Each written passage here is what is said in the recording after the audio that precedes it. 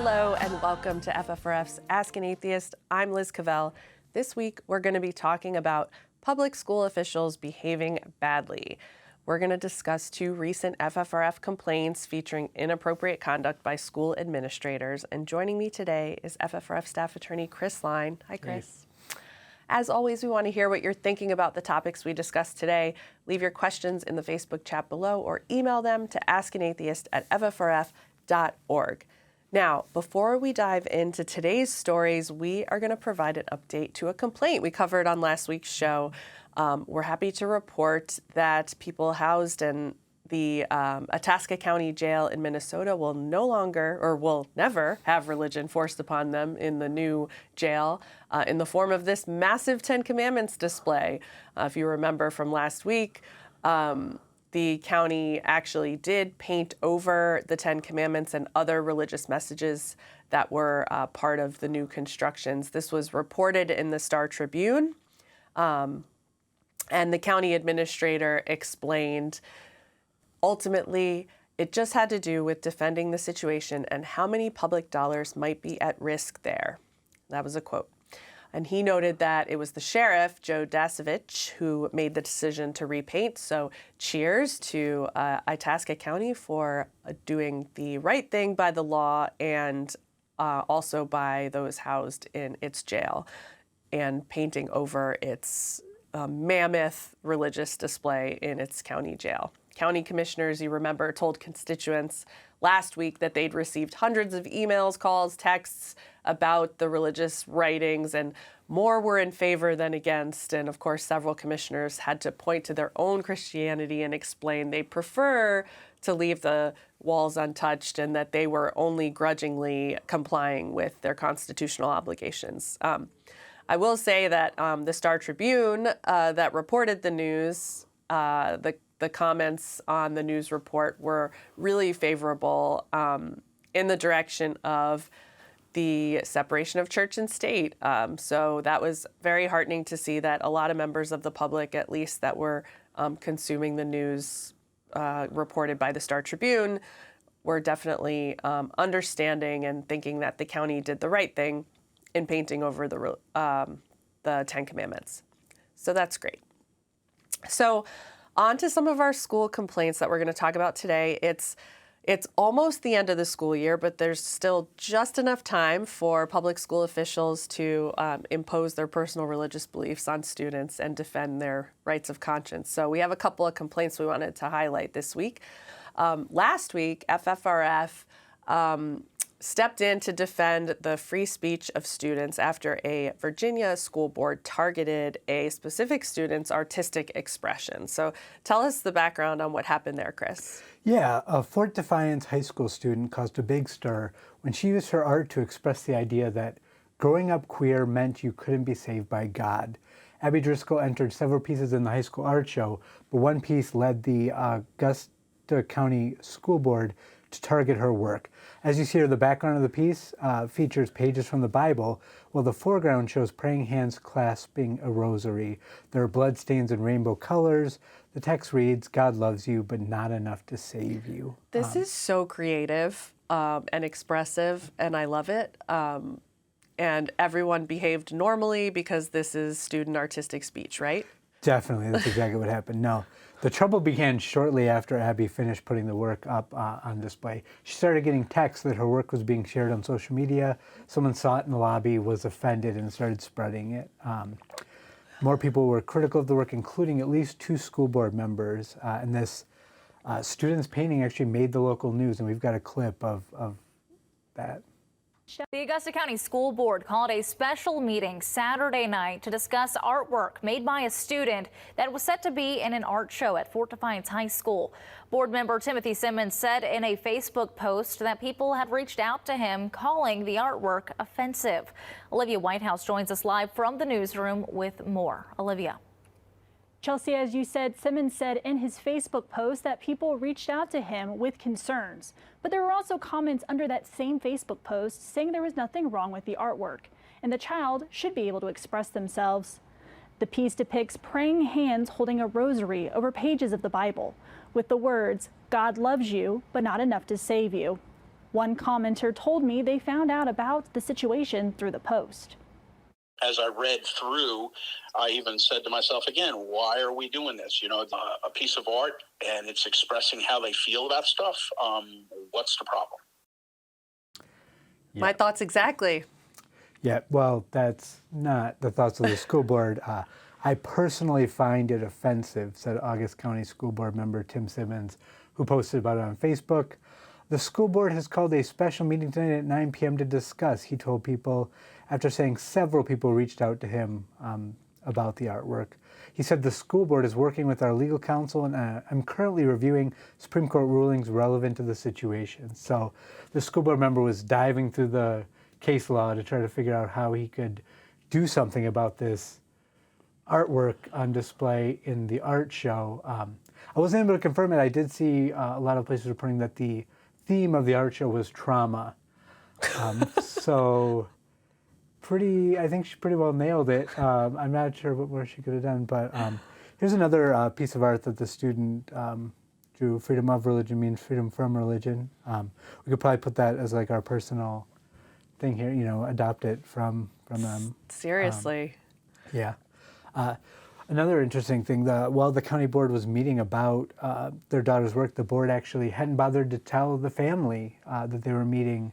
Abby's mother was surprised that no one from the school board ever reached out to let her speak on the piece before going into the meeting. So they didn't reach out to the student or the family to discuss it. They just suddenly decided, we need to hold a school board meeting about this person. Just got to point out how outrageous it is for the school board to call a special meeting of the school board to convene just to discuss an individual high school student's piece of art because some members of the community find it offensive to say, God loves you, but not enough to save you, or whatever it said. Like, it's like artistically critical of religion in a way that's speaking about an individual student's trauma, and an entire school board meeting is going to be convened to air the community's grievances about this. Apparently, the Christian community that's offended by this artwork.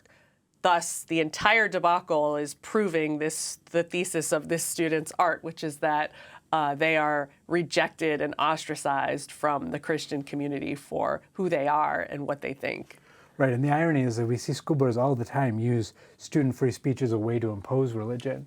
They're so often ready to be like, oh, we're just letting students lead a message to start our football games, and they happen to choose to do prayer. You know, it's a thing school boards often use student free speech to push religion onto people and to try to get that going. But in this situation where a student's expressing something that they don't like, suddenly they're like, well, hold on, can students really say what they want in an art piece on display as a part of an art If it personally offends my religious sensibilities, I think it's crazy that anyone in the school district would even have the nerve to complain about an individual student's art piece offending their personal religious viewpoint, let alone that the board would convene a meeting and consult legal counsel. Basically, the subtext is to figure out how to censor student artistic expression that offends some people's religious viewpoints. Right. Well, fortunately, the board did include its legal counsel in that meeting, and so it avoided discriminating against the student based on their religious viewpoint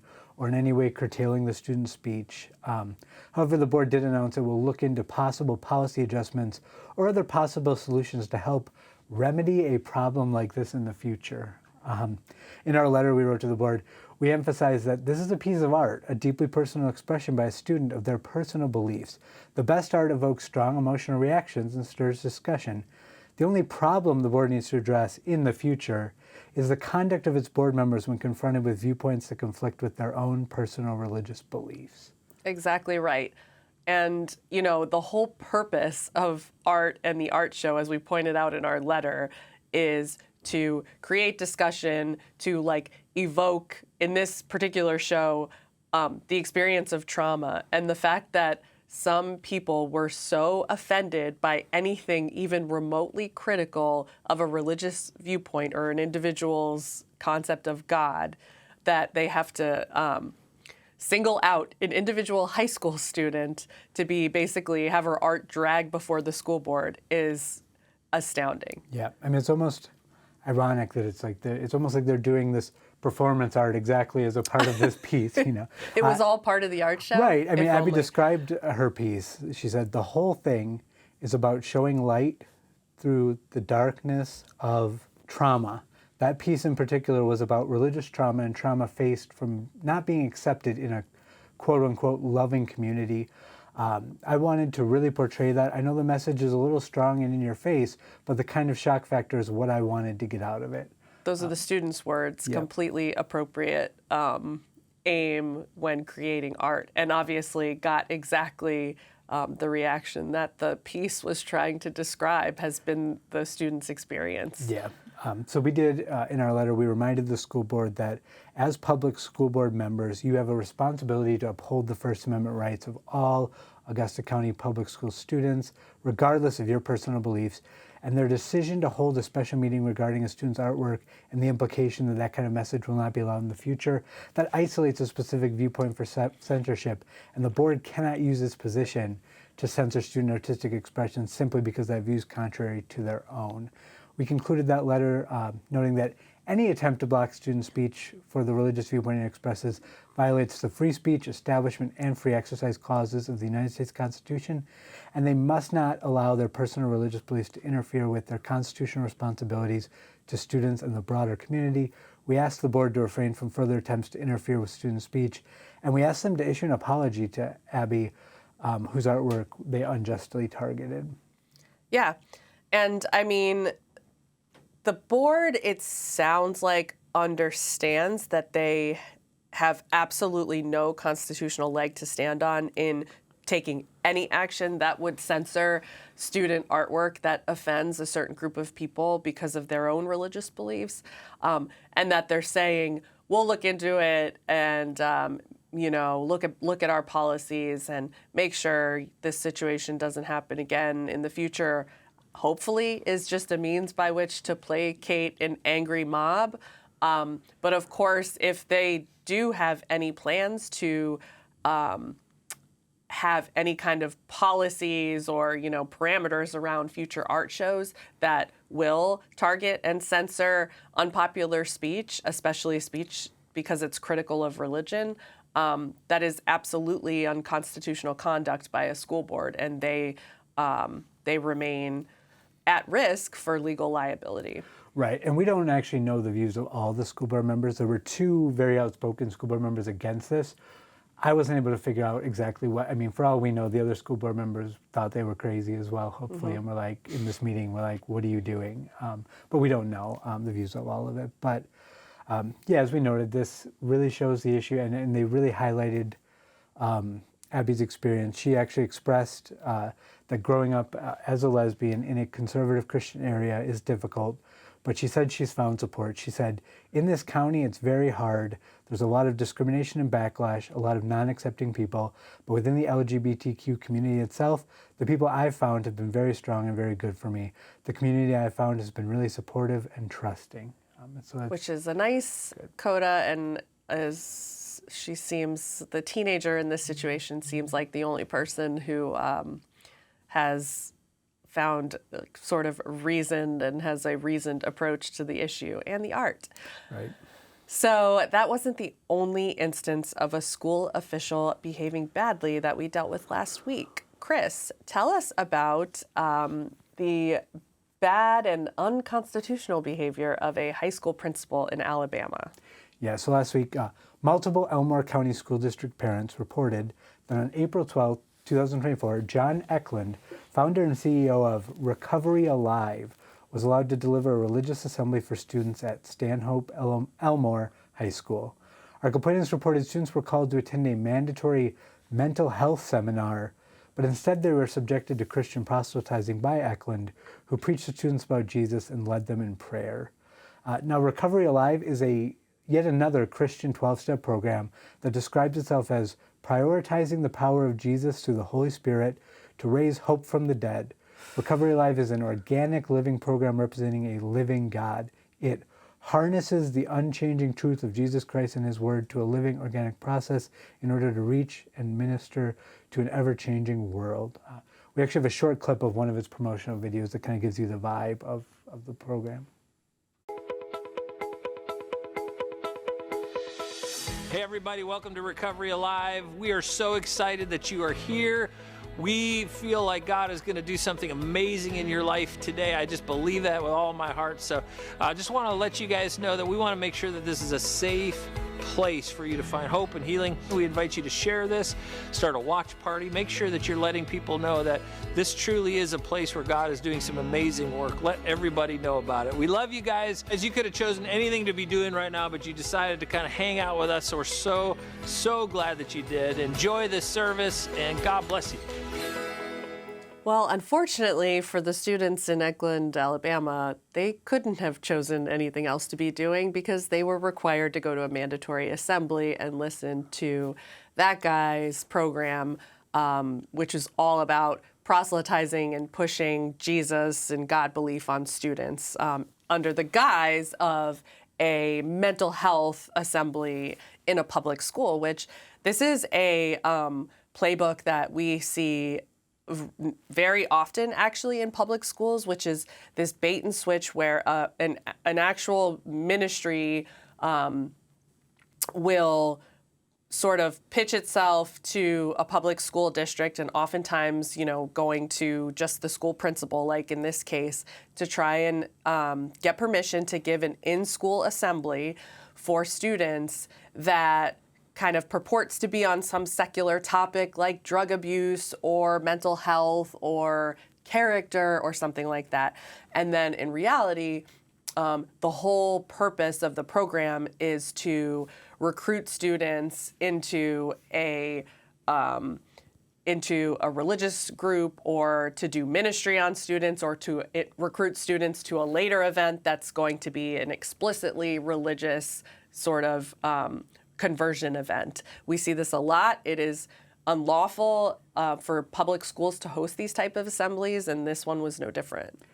Yeah, like you said, a lot of times we see sort of sheep in wolf's clothing where they come in and they say, we don't talk to your students about this, but then they transform it into like a religious sort of thing. This was, as far as I can tell, this wasn't really like that. This was more of a wolf in wolf's clothing. As you saw from the video, there's no mistaking what this guy's about. He's got strong pastor vibes, and his program is completely religious. So it's not surprising then that in a post about the assembly on Facebook, he bragged that he told Principal Fuller at Stanhope Elmore High School that he was amazed at his willingness to let them come in and talk about Jesus and recovery in a large public school. He said that Principal Fuller's response was, "I've been doing this for 26 years. If I'm going to get in trouble for it, it might as well be for Jesus." In other words, the principal knew that this type of assembly is completely inappropriate and unlawful to host in a public school, but I'm going to abuse my power and and push this onto all my public school students because I personally believe in the same religion that you're pushing on students. Yeah, and I mean, that's obviously why this is always happening. You've got this preacher who wants to come in and preach Jesus. You've got teachers, staff members who are often, fully on board with that. So they just go, well, it's my religion. I mean, let's teach the kids about religion. They need to learn because they might not be learning at home. That's always the excuse. Like, they're not learning about this at home. And it's like, yeah, maybe their parents don't want them to learn about it. It's just a complete abuse, too, of the government power that is invested in these public school officials, right? They have a captive audience of high schoolers because they're a public school principal, and they're abusing that position to coerce students into a situation where they have to be proselytized for an hour or whatever it is in a public school assembly. It's a complete violation of parental rights to direct the religious upbringing of their kids, and it's a total abuse of his power as a public school principal. Yeah, I mean, I always hate to throw other religions under the bus, but you can see how, I mean, even these people, if one of these people who was fine with them coming in to preach Jesus in school, if they learned that their kid's school had held an assembly about Islam where a Muslim preacher came in and tried to teach them about Islam, they would lose their minds. But because it's their religion, they're fine with proselytizing and pushing on. And that's obviously why the separation of church is so important, is that no religion, should be pushed in schools, whether it's Christianity, Islam, any religion. It's a neutral environment where everyone should feel comfortable, regardless of what your religious background or non-religious background is. Yes, and it's not the business of the government, or in this case, the public school district, to teach everyone else's kids what religion they should be. It's as simple as that. Yeah, so we wrote to the school district. We insisted that Principal Fuller should be reprimanded for his actions and that additional training should be provided for staff members who allowed this violation of student rights to take place. Now, if the principal is not willing to put district students in a secular position as a public school administrator ahead of his desire to proselytize and push his personal religious beliefs, then he should be terminated. I mean, he's admitted that he's using his role to push his religion. Now, that doesn't mean he needs to be fired immediately, but of course, if he's unwilling to change what he's doing, if he's going to keep doing this, then he just is not deserving of this public role in a public school, and he should go be a principal at a Christian private school or something, if that's what he wants to do. Right, 100%. It's a complete abuse of power, and according at least to that post by the ministry, this is a knowing violation of the rights of the students that are entrusted to his care. So there should be no kind of lax in reprimanding and educating this principal on what he apparently already knows are his obligations under the law, and then holding him to account. Yeah. So we reminded the district that FFRF takes these kind of violations very seriously, and we're willing to vigorously defend students' rights. As most of you probably know, we recently settled a lawsuit against a school district in West Virginia after it similarly allowed a preacher to recruit students during the school day. As part of that settlement, the district agreed to pay nearly $175,000 in attorney's fees. That was our case in West Virginia, where a preacher came in and the classes were taken to listen to a preacher preach, which is essentially what happened here. Right. Public school assemblies are part of public school programming. They are part of the public school day. They should be absolutely secular, curricular, or tied to appropriate public school programming. They should not be religious proselytizing ministry events. They shouldn't be recruiting events for churches or youth pastors. It's absolutely inappropriate and a violation of the rights of students and their families to host those events during the public school day, and let alone have them be mandatory assemblies that students are brought to without any choice or without parental involvement. Not that that would rectify the violation, but it's magnified where parents don't have any information and students have no choice. They're a captive audience. Right, and that's always the unfortunate part when we hear about these complaints, because obviously we're hearing about them after the fact, Only Right. once the kid goes home and tells their parent what happened do they then tell us, and at that point it's already been done. There's nothing to do. Well, I'm going to take some audience questions on the topic of these complaints and public school complaints in general. And let's see. So, first one is, could Abby, the student artist from our first story, potentially have the ability to sue the school district? Or would they have had to take action against her art in order for there to be a case? Yeah, they would have to do so. There's really nothing. Like I said, the conclusion was the school board ended up doing nothing. Right. Taking There'd no action. have to be some concrete harm, which arguably they, did not do right by her in terms of dragging her name publicly, while calling this meeting and, posting about her art on social media. But normally, especially in a case that our organization or similar would be on a constitutional basis, and that would be for violation of her First Amendment rights, which the school district didn't go that far in this situation. Yeah, no, it's not compensatory in any way for what had happened, but because of the situation, as we noted, it was on the local news. It made big news outlets, and I'm certain tens of thousands of more people saw her art because of the actions of the school board. Now, obviously, that's not what they intended. They don't get credit for helping with that, but if you're just looking to feel better about the situation, that's something that you can take away from it for sure. Yeah.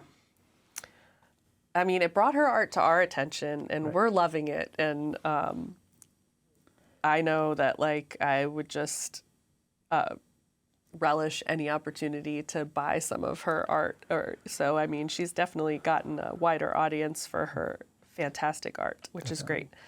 Okay, here's a question about the Project Alive assembly issue. Wouldn't Principal Fuller have to get district approval to bring Project Alive into his school, or is this a rogue action? What do you think about that? Fortunately, usually that's not the case. Principals tend to kind of be able to manage what happens at their individual schools. We would encourage, and there are districts that do require things like this, and obviously they run into a lot less of these issues when districts require higher level administrators to review certain things like this. But a lot of school districts do just allow principals, sometimes even teachers, are able to kind of do whatever they want. We'd obviously encourage school districts to put policies in place for this. And I think that's probably the real issue, is that most school districts don't have actual official policies about all of this and just kind of, roll with it and just have I think like a lot of things that touch on these issues, it's of course would be a best practice for school districts to district-wide have policies that direct how individual schools should go about inviting outside organizations or outside individuals into schools to give programming to students in the form of an assembly or anything else. And those policies would involve an approval process that's either at the district level or that's delegated, and that there's somehow a sort of a central policy that guides what criteria by which individual principals or schools can host assemblies. That's a best practice. We do see that in some districts, obviously mostly in bigger districts. You see more district level policies that direct these types of activities. Oftentimes, surprisingly, there's an absence of that or a lack of knowledge about what policies exist, and schools will do these things on their own. That often happens. We often bring these things to the district's attention, and they are apparently unaware of what programming is going on at individual school levels. So that compounds the problem. And unfortunately, we do see situations where superintendents, higher level school district officials do approve these sort of inappropriate things too. So it doesn't completely resolve the issue, but it certainly can help centralize and make it easier on school districts. Right. Here's one, just while we're talking about Elmore County School District. Has the Elmore County School District responded to your letter? Or is there any indication they're willing to take action? Or does it seem like they'll stand by their youth pastor? Yeah, I don't believe that we've received a response yet. So we'll have to see. I think usually in these situations, they do turn out well, is what I've found, that anytime we have a very clear violation like this, they'll at the very least tell us that it won't happen again. So I'm hoping that is obviously the outcome here. But it's hard to say until we get that We did response. just learn about this one last week or in the last couple of weeks. Yeah, we sent so the letter, that's I a think, not last unusual week. timeline. So here's some questions about the August County School Board and the artwork censorship issue. Has there been any support in favor of the August County School Board, or do you think even hardcore defenders of Christian nationalism see that as a losing battle? I will say just the fact that the issue evolved the way it did shows that a critical mass of members of the public brought their complaints about the artwork to the school board. So right there, that to me is enough support for that point of view to be troubling. Yeah, it's hard to say. Like I explained, it sounded like someone, who, the thing was, I think this was over the weekend, so this was not like on display yet for the general public. So if somehow within some small audience of people, someone was able to see it, take a picture. Someone in the school community, presumably. Right, exactly. And then, the school board members mentioned that other people had mentioned. I don't know how big that would be. We also don't know how much of that is actually the school board, the school community that is doing that. Yeah. Like once it hits Facebook, social media, then you're getting responses from people all over. These things go viral pretty quick, so you don't know who's actually from the community complaining and who is just seeking these sort of things out.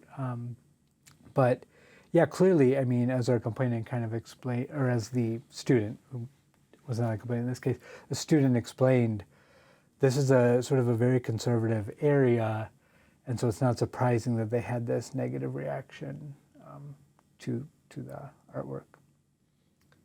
Okay, last question so far. If the school board were to create restrictions against students' freedom of speech, would they risk losing public funding?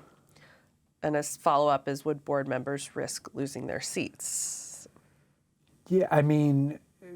You'd hope they'd risk losing their right, seats, I was going to say, who knows what would be more popular in the community? Right, and that's the unfortunate thing we're seeing all over the country with sort of these awful Christian nationalist policies that school board members are doing, the sort of the book ban attacks where they're trying to ban LGBTQ books, any of these situations where they're really pushing Christianity. Unfortunately, that is often very helpful for them, and the fact that they're willing to push Christianity brings out sort of these Christian nationalist citizens as well who are like, oh, well, I'm going to vote for the school board member standing strong for Christianity, not for the member who will rightly defend everyone's rights. And unfortunately, it's often very helpful for them. And so they actually, either stay in office or get into office as a school board member on the back of pushing their religion and their willingness to push religion or religious indoctrination in school. Right, that's politically in terms of losing their seats. Now, it doesn't happen in every area. And so there are places where we definitely can push for what's right. Where was this? August County? Yeah, that's in... Washington? Virginia, right, yes, Virginia. Yeah. Yeah. Well, in terms of losing public funding for creating restrictions against students' freedom of speech, as we mentioned in our letter, this is not public funding, but of course they are risking their own funding, their own budgets, by violating students' rights because they risk getting sued. And when you get sued for definitely illegal conduct, you are often on the hook for the costs of that lawsuit when it's all said and done, as has happened in other lawsuits that we talked about today. So you're risking funds in that way. In terms of losing public funding, nothing directly about censoring student speech, but of course school districts are not supposed to discriminate against students on the basis of sex or sexual orientation. So it's probably not a best practice to target individual students for their viewpoints, especially when that viewpoint is their own LGBTQ experience with trauma, whether it offends a religious sensibility or not. So that's an interesting question. Yeah, and unfortunately, I just don't think, even if that were possible, that would be a good solution, because I don't think that the students, parents, community members, and an entire school district should be punished for the conduct of school board members. I mean, like I said, we're seeing, fortunately, these bad school board members making it onto board. Well, the solution is not to remove all the public funding from that school district because there is a bad school board member that really ends up punishing the students and teachers and everyone in the district, and not necessarily that board member who probably really, if they're there specifically to push their religion, then they probably don't care about the conditions in the school and are fine with that loss of funding. But of course, costing the school board or costing the school district money is the pressure point for these school board members to correct their unlawful conduct, and it's not in the form of public funding, but it is in the form of the threat of litigation. And we certainly, that's leverage that groups like ours use to induce school board members to do the right thing, stop violating the rights of students, which is the threat of costing their school district a ton of money in litigation. So, I mean, it's not untethered from school funding, but I don't think there's a direct way that these schools risk public funding. Right, and as we noted at the open of the show, that seemed to be part of the calculus for that Minnesota jail in terms of, taking down their egregious Ten Commandments display, knowing that they're going to get sued and that they're going to have to spend hundreds of thousands of dollars, defending a painting they already put up, and it's much cheaper to just pay for a few coats of paint to go ahead and paint that over, rather than trying to defend this Right. at best unnecessary thing, and as we know, in reality unconstitutional. Right. And in the case of Itasca County with the jail, they're doing right by their taxpayers, if not their inmate or incarcerated population. They unfortunately had to make all kinds of statements about how grudging they were relenting on the issue, but at the end of the day, they are doing right by their taxpayers by yielding to the pressure that the threat of litigation brings. Because, of course, they feel that pressure because of how blatantly coercive and unlawful their displays are in the jail. So that's the way things should work. Right. Okay, well, let's end on that note. That concludes Ask an Atheist for this week. Don't forget, we also have a weekly broadcast TV show, Free Thought Matters. This week, we're celebrating the life of the late philosopher Daniel Dennett by bringing back his interview from November of 2023. Here's a preview. A center of gravity, is it a real thing? Well, yes and no. It's not an atom. It's not made of carbon or iron or anything else. It's an abstraction, but it's perfectly real, as anybody who's ever tipped over a canoe knows. Center of gravity is a well-behaved concept. And what I wanted to say is what a self is a center of narrative gravity. Each of us has a self. Each of us is many trillions of moving parts, many trillions.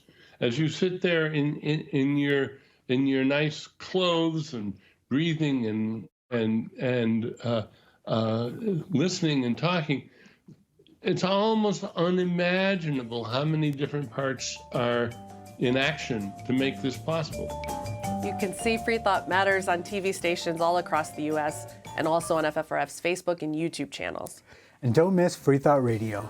This week, Dan Barker has a conversation with Patrick J. Hurley, author of Religion, Power, and Illusion, A Genealogy of Religious Belief. You can find Free Thought Radio at ffrf.org/radio. Check out the latest episode of our We Dissent podcast. A brand new episode drops today. We discuss the abortion pill case, how it got to the Supreme Court, and what we learned from the recent oral arguments. Listen and subscribe to We Dissent wherever you listen to podcasts, or check us out online at we-dissent.org. If you want more information about the Freedom from Religion Foundation, check out our website at ffrf.org. If you're a member already, thank you. If not, please join us. And we'll see you next week on FFRF's Ask an Atheist.